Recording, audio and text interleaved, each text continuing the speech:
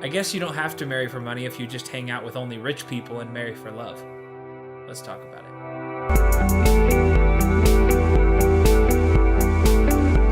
This Sunday we talked about finances and the role that they play in relationships. So today we're going to get really practical.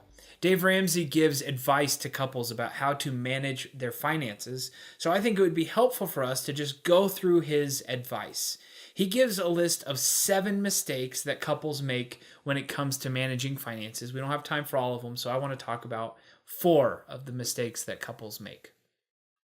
If you're married, have you ever argued about with your spouse about money?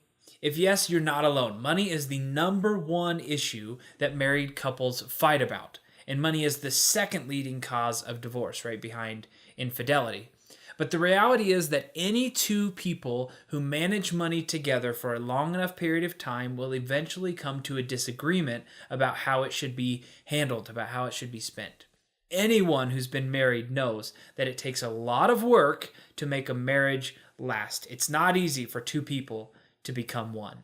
When 2 people get married, their entire lives have to merge, and perhaps the hardest thing to combine is your finances.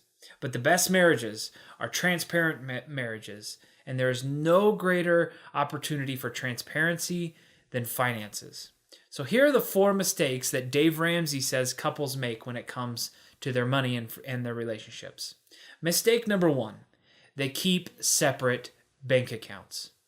I know many couples who make the argument that keeping separate checking accounts actually helps their marriage, so not everyone has to agree on this one. That's fine. For these couples, one paycheck goes into one account, the other paycheck goes into another account, or they divide one paycheck between multiple accounts, and then they decide who pays which bills, and they kind of try to predict how the spending will happen and who will have to pay what.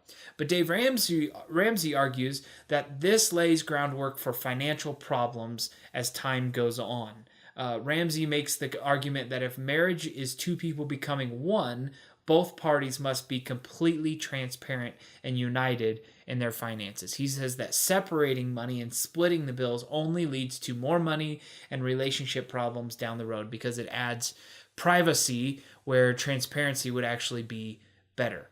And it leads to arguments about who is going to pay their fair share for what. So he recommends that couples pull all their money together and begin to look at it as a whole. John 3:20-21 says, "Everyone who does evil hates the light and will not come into the light, for fear that their deeds will be exposed. But whoever lives by the truth comes into the light, so that it may be seen plainly that what they have done has been done in the sight of God." If we have nothing to hide, we bring everything into the light. We are fully transparent together. And combining your finances allows 2 people to be transparent. You could be transparent with separated finances, but combined makes it slightly easier. Mistake number 2 is that couples disagree about their lifestyle. Let's say you lose a bunch of weight and you're perfectly content shopping at Goodwill to get new clothes that actually fit you, but your spouse thinks Goodwill clothes stink. So your spouse thinks name brand clothes are worth the price, but you think they're just too expensive. And you're not out of debt yet, so you think your spouse's expensive taste is just irresponsible. So what do? Well, marriage is about compromise. When 2 people become one in a healthy way, they meet in the middle. So in this case, maybe you could consider shopping at an outlet mall to find those name brands at an affordable price. So compromise. Just because Congress can't figure out how to do this does not mean we can't figure out to do this in our marriages. Luke chapter 6, verse 30 says, "Give to anyone who asks, and when things are taken away from you, don't try to get them back. Do to others as you would have them do to you." And this applies to marriages too. Generosity is the key. Marital compromise requires us to be generous. Mistake number 3, they let personality differences come between them. Some people love sticking to a budget.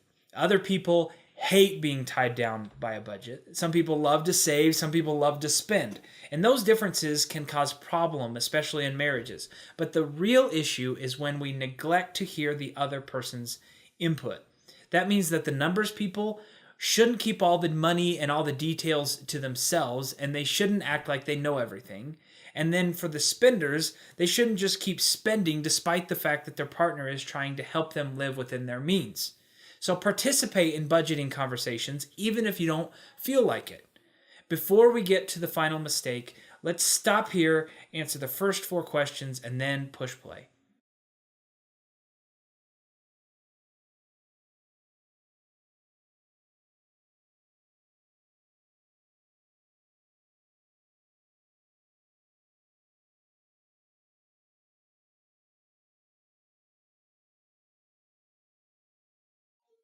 Okay, let's keep going. Mistake number 4.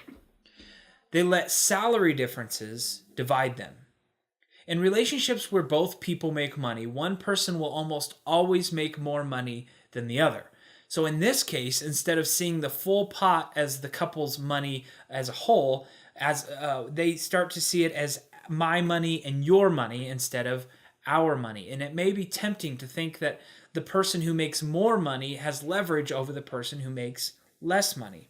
Sometimes the spouse bringing in the most money may feel entitled to have a louder say in decision making about how the money should be spent. But that neglects the fact that these two people became one. Matthew 3:25 says, "If a house is divided against itself, that house cannot stand." The money isn't yours or mine. The money is ours. There's no reason to hold a higher income over the head of your spouse. That's pride. You're on the same team. We should act like it. The reality is that couples and money should go hand in hand. In other words, marriage is a partnership. Christians should set an example of how transparency and generosity and faithfulness can make marriages a beautiful thing. And it's tricky to figure out how to not fight about money, but we can learn how to discuss finances in a healthy, productive way.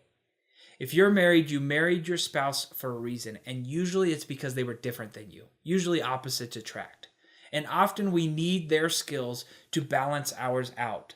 So whether we were married to someone who balances us out well or not, they are our teammate. We should treat them like a teammate. Stop here and answer the last question, and I'll see you Sunday in church.